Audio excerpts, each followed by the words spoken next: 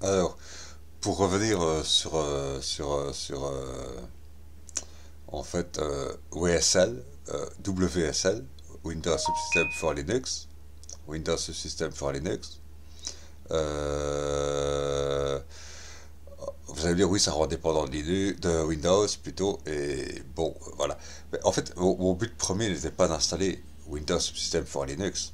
Mon but premier était d'installer un système Linux à côté de mon système Windows. C'est-à-dire que je veux garder mon système Windows parce que certains logiciels propriétaires, non libres, mais néanmoins très intéressants, notamment au niveau créativité musicale, ne fonctionnent que sous Windows et n'existent pas sous Linux, en tout cas pas de cette même qualité. C'est pas du tout la même qualité, ça en clair. Donc voilà. Et donc voilà.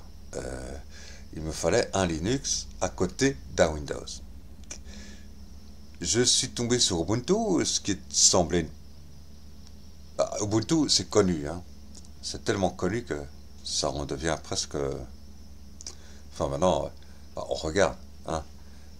Ubuntu 24, après quelques années d'existence à peine, Ubuntu 24.02, TLS, etc. Hein, les versions ne durent à peine que 2 ans qu'on passe déjà à la suivante. C'est encore pire que chez Windows, où une version au moins dure 9 ans. Bon, euh, voire 19 ans comme XP, hein, comme Windows XP. Mais bon, enfin voilà. Mais de fait, et en fait, Ubuntu, j'arrivais jamais à l'installer. À chaque fois que je l'installais, il me faisait une erreur. Soit il s'installait pas, mais quand il s'installait pas, qui s'installe pas ou qui s'installe sur l'ensemble du disque dur, en remplacement donc de Windows, sans que je l'ai demandé, hein, voilà.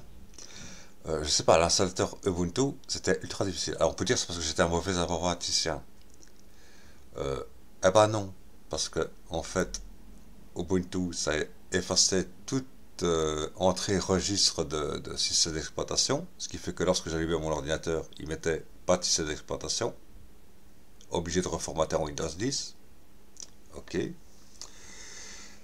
Et alors on pourrait dire c'est parce que je suis un mauvais informaticien. Mais non, parce que Debian 12, avec lequel j'enregistre cette vidéo, et Webcamoid, le logiciel Webcamoid payant, avec lequel, pas payant très cher, hein, il demande toujours des donations, on peut toujours faire des dons en plus, un, un, 1,80€, moins d'1,80€, 1,80$, 1,80€, 7 centimes en moins d'1,80€, un bon, rien quoi.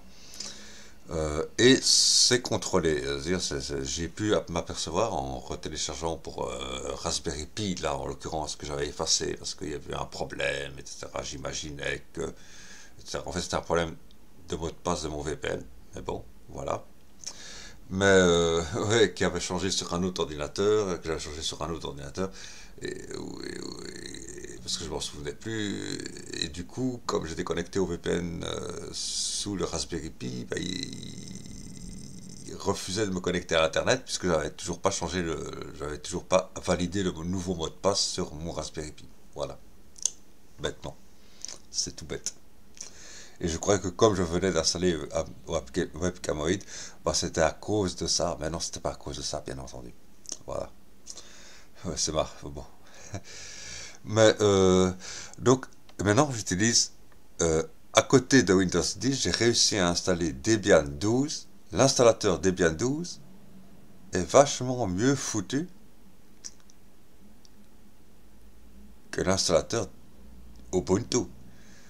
L'installateur Ubuntu, c'est une grosse merde, hein, parce que l'installateur Debian, en quelques secondes, on a partitionné son disque, on a choisi la quantité de gigaoctets sur le disque dur qu'on voulait, et hop, il installe sans effacer ni les entrées registres Windows et en additionnant bien les entrées registres Linux.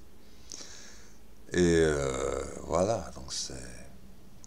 Et il me demande à chaque démarrage de choisir entre GNU Linux Debian avec Bureau Gnome important. Le Bureau Gnome est le meilleur, je trouve, hein. Je dis au niveau application et tout ça qui sont proposés, le bureau Gnome est le meilleur pour un débutant comme moi, en tout cas c'est le meilleur. Voilà. Bien sûr qu'il faut savoir manipuler un peu le terminal quand même. C'est un minimum savoir manipuler le terminal. Mais ça s'apprend très vite. Enfin, ça veut dire que moi j'ai commencé sur MS-DOS avec le Microsoft. Hein. Donc forcément pour moi terminal ça m'est pas inconnu. Ça m'est pas totalement inconnu. Hein, ayant commencé sous Microsoft MS-DOS, le terminal c'est pas quelque chose que je ne connais pas, de facto. Mais Debian 12, très bon, et je vais peut-être faire une capture d'écran ou de vidéo de Debian 12 et voir s'il y a moyen de trouver un logiciel de vidéo montage pour montrer les deux ensemble. Mais voilà, là je fonctionne sous un PC Intel en Debian 12, donc pas Raspberry Pi, hein, Intel, PC Intel en Debian 12 avec le logiciel Webcamoid. Et je suis heureux d'avoir pu enfin installer un Linux à côté d'un Windows. Parce que l'expérience que j'avais eue avec Ubuntu m'avait traumatisé pendant plusieurs années, pendant au moins 2 ans. Voilà. Et quand j'ai même hésité pour Debian, hein, je me suis dit non, il vaut mieux pas, il vaut mieux pas, il vaut mieux pas.